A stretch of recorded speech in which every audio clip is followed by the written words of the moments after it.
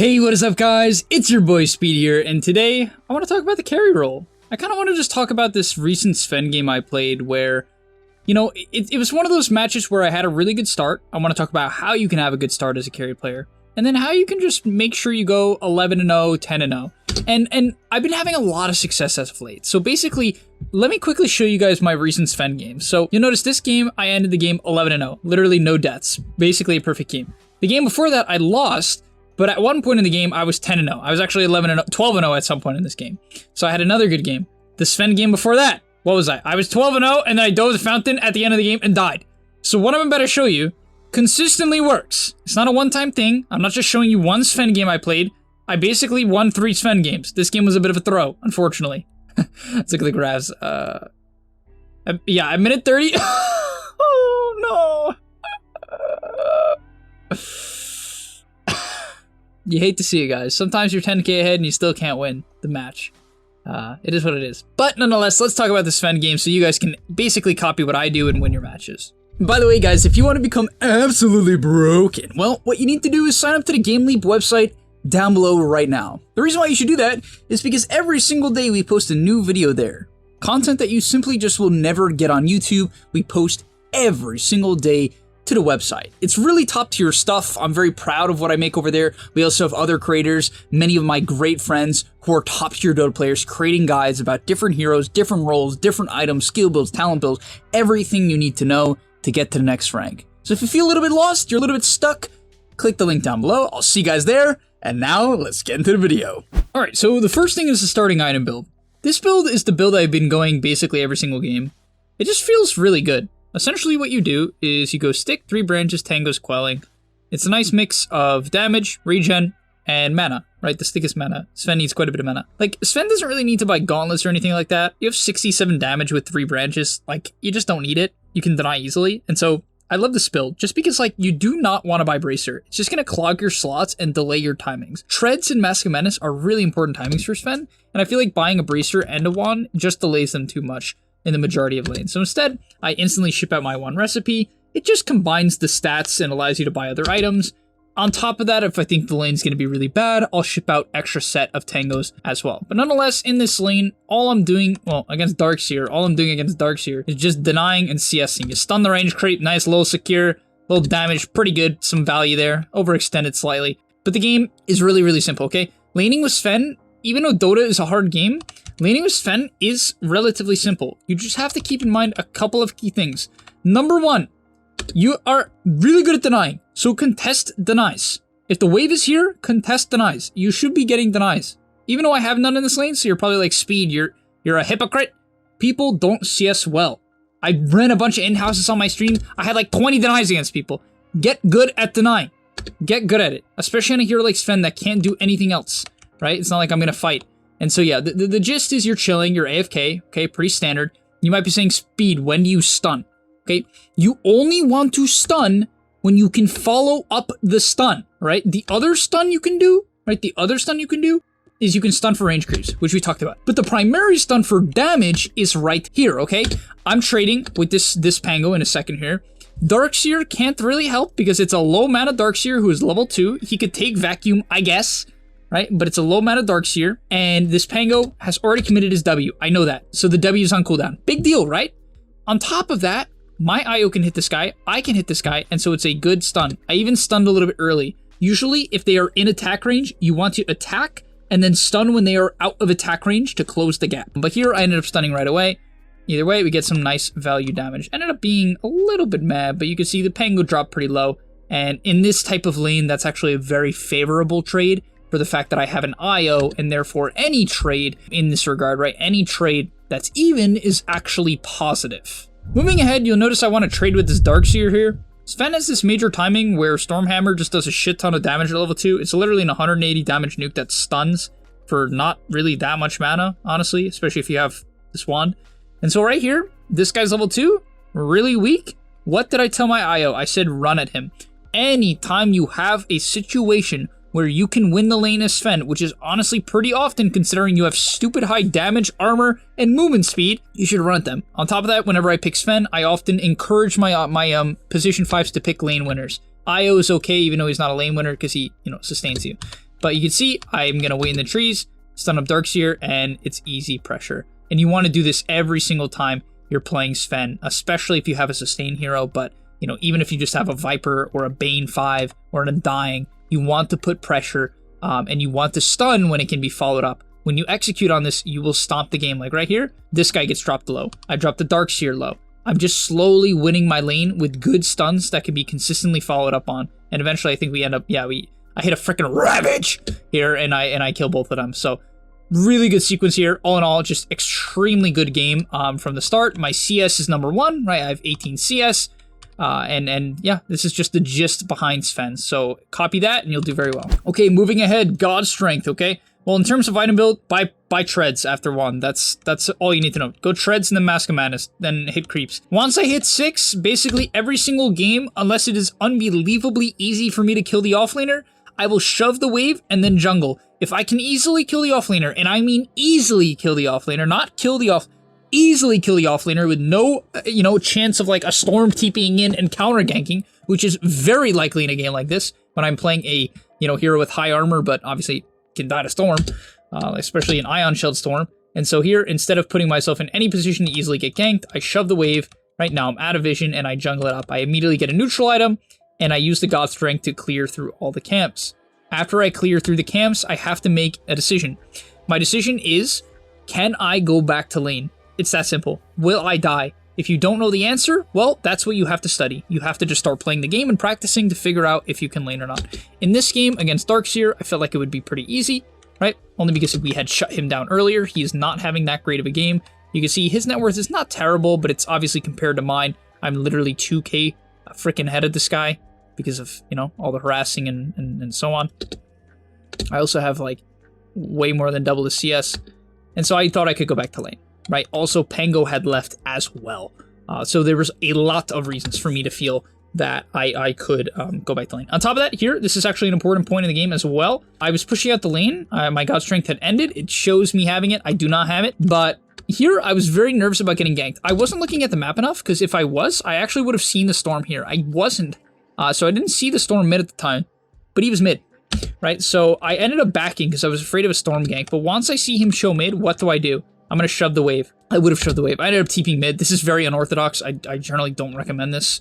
This is a very psychotic play, TPing away from your safe laner. 9 out of 10 times, guys, if you can sit in your safe lane and shove it out and then kill all the nearby camps, especially if you're on Dire, you're set. You're set. On top of that, if you can do that and ask for ancient stacks, it's just GG. But after I clear this, I considered hitting mid tower, but honestly, don't focus on hitting towers or pressuring or fighting. This was kind of just a bad play, in my opinion, overall. I backed off, which is good, and I'm going to use the remainder of my God's Strength to clean up this ancient camp and farm. And that's what I do. Every single time I have God's Strength for the first 15 minutes into the game, unless there's a very easy fight nearby, I will pop it to farm every single game. Like, literally every single game. And then the gist is just farm like this. SVEN farms the safe portions of the map. You don't have disengage, okay? You're not Jug, you're not Slark. You want to farm your side of the map. People don't understand this, right? They pick Slark, and then they shove waves here, and it's good. And then they pick SVEN, and they try to do the same thing, and they feed. I'm just hitting the safe jungle. I see Storm bottom, I see Sniper bottom, so I was a little bit afraid of staying bottom. So what do? I shift to the top side of the jungle, and I hit some Ancients. God Strength, clear this. Nice little stack, some good efficiency. Tiny was taking this farm. I told my team here they actually needed to open up the map, because I had, like, no vision. I went for Storm gank, only because I had no vision, so I would prefer to go for a gank. But then I quickly determined that, hey, they're probably not bottom based on their vision. So I took the chance. Turns out they weren't bottom. And so what did I do? I shoved in bottom. Watching the minimap the whole time, I see Storm mid, multiple heroes top. And so I feel very, very comfortable shoving in every single wave. Even here, this is generally a death trap. We have no safe lane tier 1 tower here. 9 out of 10 times, this is a bad idea. I'm sure you guys have heard of Banana Slam Jamma and his idea of the dead lane. This is the dead lane. I have no tower, they have a tower, they can TP, they can smoke through, I'm basically stuck. I also have no TP. It literally cannot get worse than this. The thing is, I determined in this game that I could do this because they were fighting, and they were busy. Turns out I was right, and so I was able to take all of this farm, clear through every single camp, and work my way towards mid, all the way to the tri-camp. And that's the most efficient thing you can do, obviously. Just clear all the way through your jungle, right? Clear all the way through your jungle, off to your tri-camp. I ended up fighting here. This was just kind of like a niche decision. Honestly, I just didn't want Storm to get an Arcane Rune. But you'll notice I specifically check his mana, because if this guy's full mana, they could potentially kill me. So I check his mana, I'm like, oh, he's 200 mana, alright, I'm going in, right? So I quickly realized he has 200 mana, I dropped this guy low, and which was awesome because Tiny was actually able to kill the Storm, and I killed the Tusk. So super big play there, really good stuff. And what do you think I do when I don't have God Strength? I farm. Guys, if you're playing Slark, or you're playing Jug, and you don't have your ultimate, 9 times out of 10, you should be looking to shove waves, okay? SVEN doesn't really shove waves as much as Slark and Jug, and so in this case, what I was actually looking to do is hit neutral camps. I ended up relocating top with my IO. That's kind of irrelevant to the point of the video. Hopefully you get what I'm saying. If you don't have God Strength, you don't have your timings, don't fight.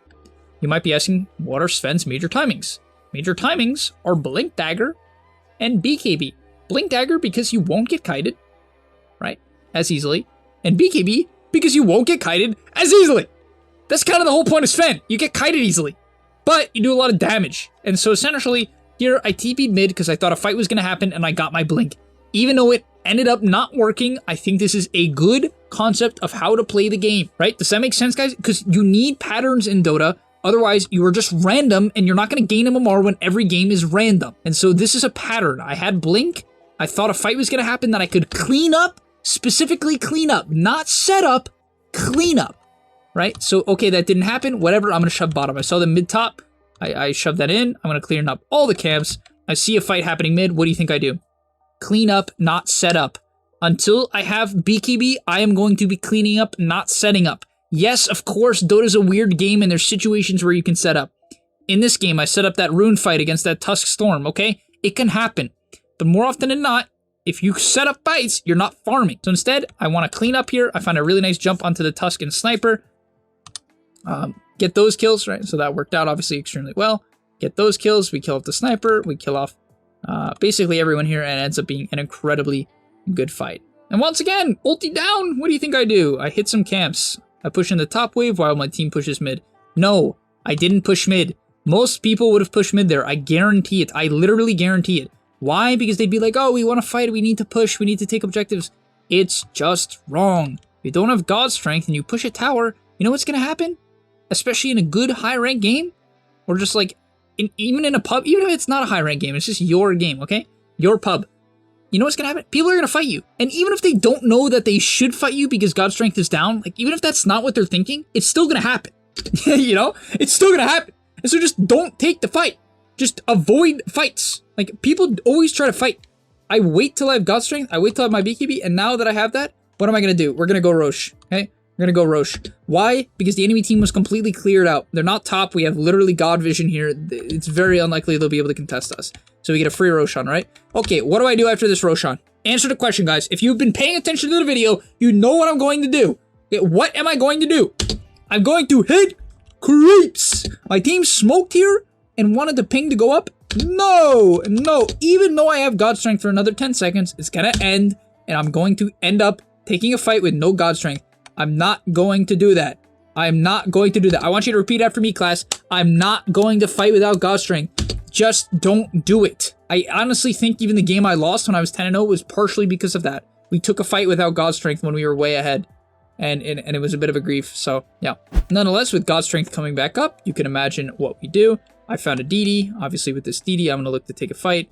The fight ended up ending before I got there, so naturally what you'll do instead is just focus on cutting waves and taking the nearby towers. Now, the big thing to consider about SVEN as a hero is that what makes a good teamfight for SVEN is his ability to blow up the first person he jumps.